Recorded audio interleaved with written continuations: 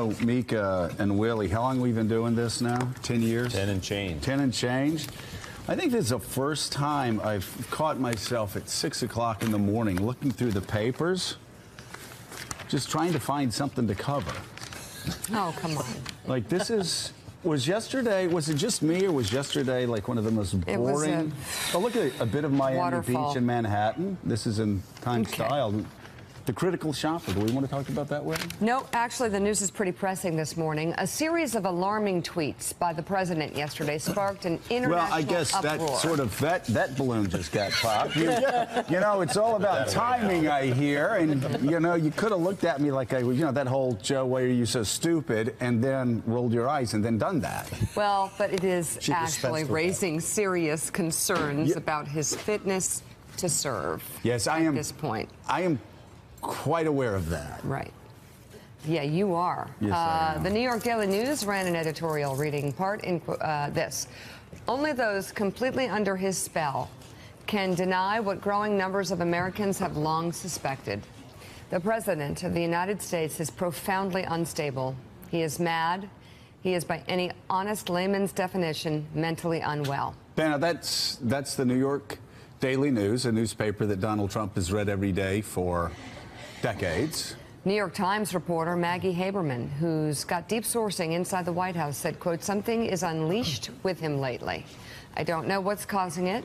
I don't know how to describe it. And Willie, obviously, Maggie Haberman is perhaps of any mainstream reporter closer to Donald Trump than anybody. Maggie and Bob Costas at the Washington Post. Yeah. Usually the first person he calls when he wants to get information out there. And she's followed him for years. She's a, tough New York reporter, has been for a very long time.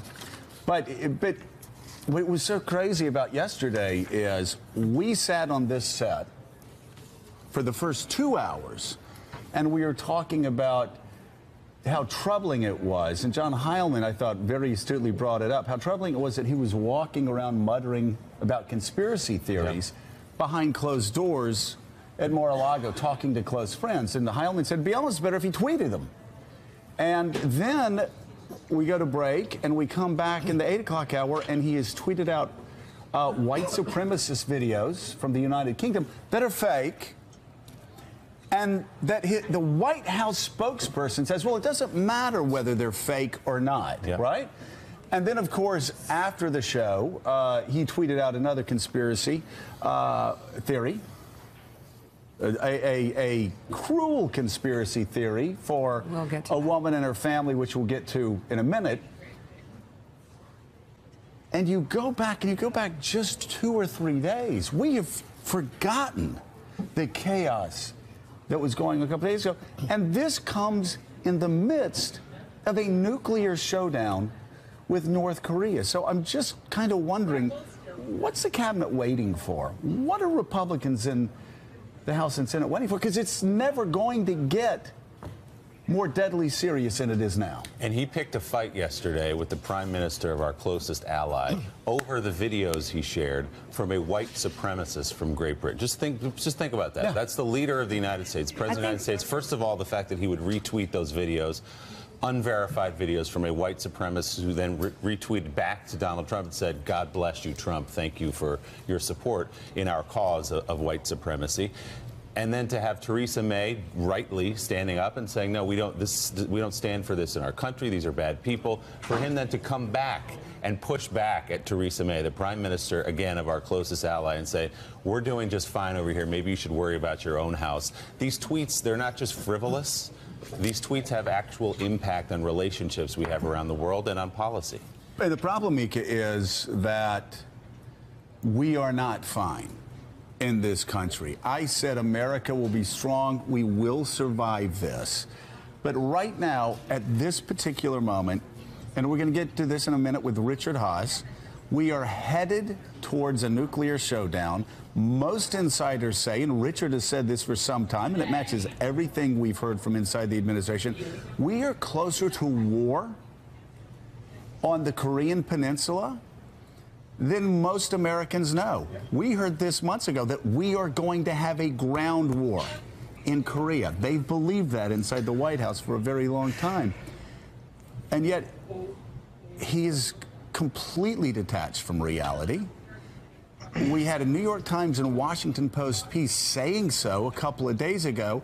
And the question is, Mika, if this is not what the 25th Amendment was drafted for, then what is it? I would like the cabinet members serving America, not the president, serving America. America. You serve America, and you know it.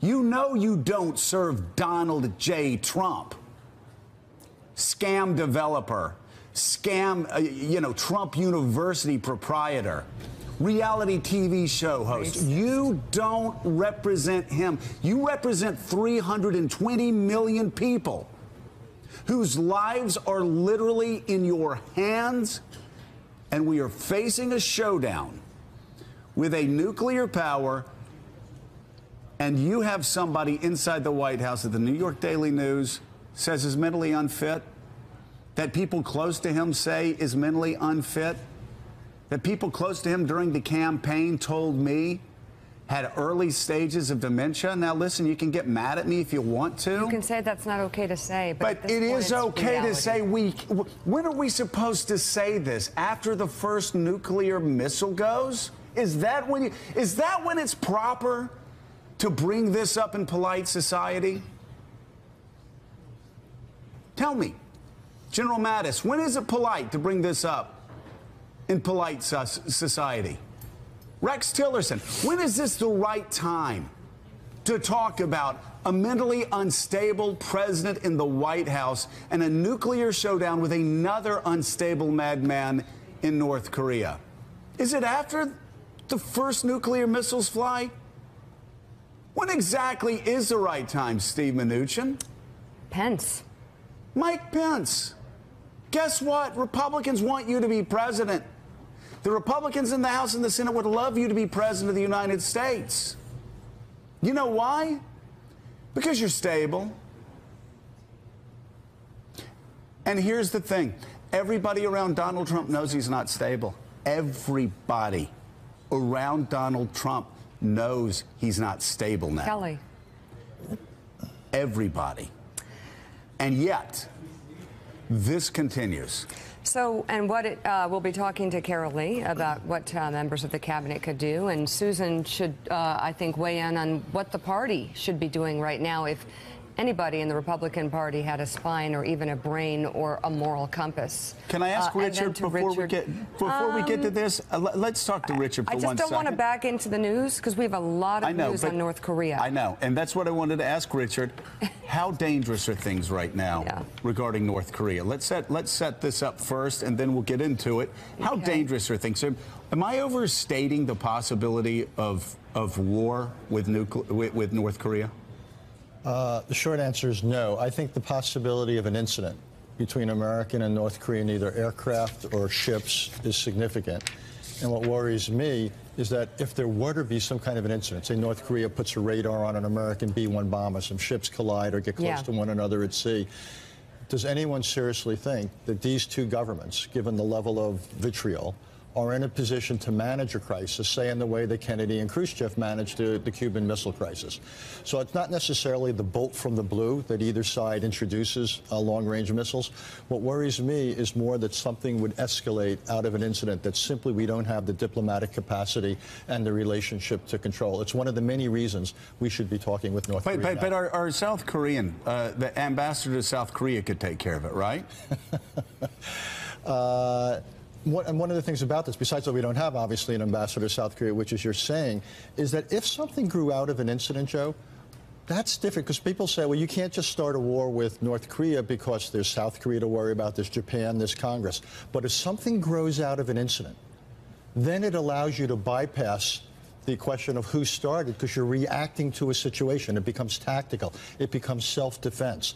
And as a result, that's the scenario that concerns me most. Again, not the out-of-the-blue cold attack, but something that grows out of things, which allows us to bypass the normal checks we'd have to make on our ability to use military force.